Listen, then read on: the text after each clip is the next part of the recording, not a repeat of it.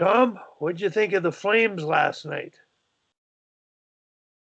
I really like the way they play right now. I think that Sutter got some time to, really he got about 5 practices, and I think that really helped. And then he put the lines together, so you don't have play enders playing with Johnny Gaudreau and stuff like that. He's got skill guys playing with skill guys, and he's got, you know, he's going with 4 lines. I really like the way they played. Just they're the closest players on the puck all the time. And I know that other guy, he did a lot of, you know, whatever you contain, not pressure. And I really like the way they're playing right now. So. And I thought they hung on to the puck a lot better last night offensively too. Wasn't nearly as much dump and chase as what they'd been doing. Well, yeah. Well, Levo and that number 24, and that they're actually making some plays instead of getting rid of the thing all the time. Yeah, exactly. No, I agree. I think that's the best game I've seen the Flames play in a number of years, to be honest with you. Yeah, now they only have to win the next 15 and they're in. Yeah, they better hope Markstrom can keep playing the way he is. Yeah, he was really having trouble with rebounds. Yeah, show me a good goalie, I'll show you a good coach, Tom. Well, that's right. The one thing that impresses me with Sutter, and it's sort of the enigma or the struggle. In our mind, an old school coach who wants you to compete and play honestly, like the life skills side of, he's my kind of coach. And they've been coached with kid gloves for so many years. It's been more ego driven by the players, resulting in the firing of coaches. And right now, their line combinations are a mix of complementary mix, a good chemistry mix of ability and talent, but they're buying into the hard work. And I keep looking at the bench, and there were a few suspect shifts. And Sutter had both arms around Lindholm and Gaudreau, but during the second period or early in the third.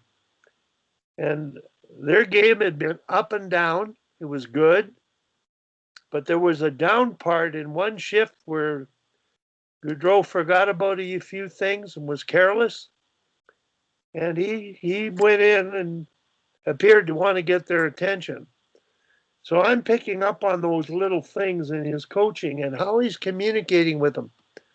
And the biggest thing I'm learning, and Tom, is watching how he's using number 23. Who's the other star? Monahan. Yeah. Got him killing penalties a bit. Yeah. Who he's playing with, how he's playing with them, versus depending on Johnny and Monty to do what they want when they want. And in the past, they've juggled lines to create chemistry, but it hasn't created a team atmosphere. It's trying to get the best out of your best players. In the old school coaching, now it's trying to get the best out of everyone. So I like the way they're playing with the number of players, and I think the so-called most talented players are accepting a 200-foot game, and the other players are playing their usual game better because they're being respected more. And I'm really impressed with the pairing of Giordano and who's the other guy from Vancouver? Tanev. That's a hell of a first pairing. That's a pretty good pairing. I would never have thought of that. You always look one D, offensive D, and one defensive D. Well, basically, we got two of the best defensive D and pretty good offensive D with Giordano. It's a great mix. So the chemistry of their defense pairings is good. And that rests on the coach. He's got to make those, have that gut feel, and he's doing a good job. I'm impressed and cheering for Sutter more than I am the Flames, because I think if he comes back, and I believe he will, and the players will want to play for him, will let him know, and he can create that kind of a team. You've got to be able to coach the best players the right way, and he's doing it. And that's not hard to do at that level, because, like the parents, the GM's going to come down and tell you what you should be doing. Well, he hired him, Yeah. and so he's got to support him. And now I think he's in a good spot. So He's got a 3-year deal, so. Yeah, he'll be there. He'll be And, there. and the thing I like watching the bench whenever we get a shot at it is when Darryl's communicating, there's no question who's in charge. There's no question as to what he's asking. Yeah. And indirectly telling. yeah, He's very direct. He's very outwardly, he doesn't hide his feelings. If he's not happy with you, you know he's not happy with you, and you'd better be paying attention to him. Well, That's been lacking in the Flames for way too long. Yeah. And it's going to take more time yet, I think. But yeah, the last couple of games have showed some positive returns. I noticed I- one of the commentators last night was talking about one of the players' ice time being cut down by about 3 minutes by Darryl Sutter, and he was wondering if Darryl Sutter didn't like him as a player. Well, I didn't think. I'm thinking to myself, you haven't played the game and you don't know much about team, because what he's done is he's letting all 4 lines play. And obviously your high-end guys are going to get a little bit more on the power play, but he's got guys that are playing the right amount of minutes now, and they'll be able to go out there and execute. Agreed. the telling moment for Sutter was Goodrow's 500th game. And he was interviewed after that game. Now that's when you're coaching. They're watching, they're listening, the world is listening to me. He better be better. He better be better. He better have more energy in his 500th than he did in his 499th. Yeah. So Right. that's what I call, he knows he's drawn the line. That's his riot act. Yeah.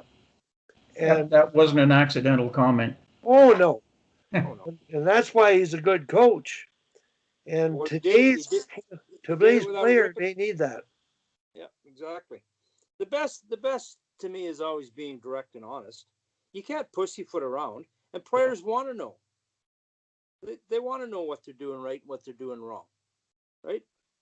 Yeah. Like, they want to be coached. I don't think there's any doubt about that. They want to win, and they're going to buy in if you give them the right reasons. No, he's doing a good job that way. I'm still cheering for him. They were talking about Lucic getting the Gordie Howe hat trick and how often Gordie got 2 of them, eh?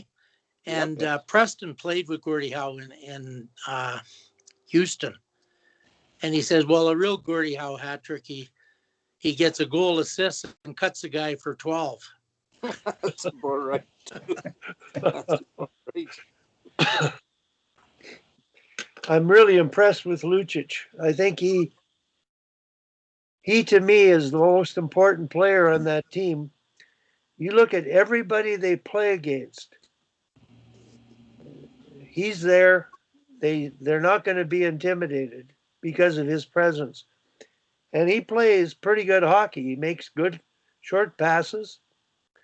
There's times he turns it over, but you don't get upset because he competes so hard. And I'm impressed with him. I got a good feeling about the way he's playing and the way Sutter's getting the most out of him and a lot of guys. But that's good.